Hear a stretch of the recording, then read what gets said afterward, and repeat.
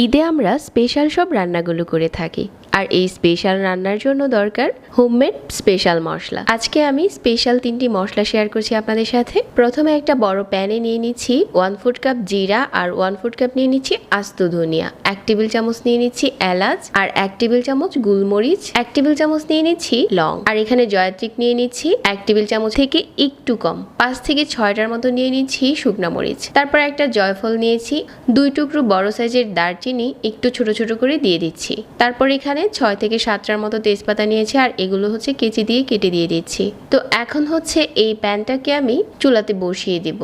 এখন হচ্ছে মিডিয়াম আঁচে ভেজে নিচ্ছি। এখন মশলাগুলো ভেজে নেওয়া হয়ে গেছে, আর ব্লেন্ডারে নিয়ে নিচ্ছি। ব্লেন্ডারের ঢাকনাটা লাগিয়ে ভালো করে ব্লেন্ড করে নিচ্ছি। এখন আমি এখান থেকে কিছু মশলা উঠিয়ে রেখে দেব, আর এই মশলাটা হচ্ছে আপনারা যে কোনো কাবাবে দিতে পারবেন বা যে কোনো কিছুতেই অ্যাড করতে পারবেন। আর বাকি মশলাটা দিয়ে আমি রেডিমিক্স মাংসের মশলা বানিয়ে দেখাবো। এই মশলাটার সাথে হচ্ছে আমি এখন দিয়ে দিচ্ছি এখানে 1 টেবিল চামচ পোস্তদানা, আর 1 চা চামচ দিয়ে দিচ্ছি হলুদ গুঁড়া, এখানে 3 টেবিল চামচ দিয়ে দিচ্ছি লাল মরিচের গুঁড়া। খুব ভালো করে ব্লেন্ড করে নিয়েছি। আর এই রেডি মিক্সটা দিয়ে আপনারা এখানে 7 থেকে 8 কেজির মতো মাংস রান্না করতে পারবেন। আর কোনো কিছুই দিতে হবে না, শুধু আদা রসুন বাটা দিলে হয়ে যাবে।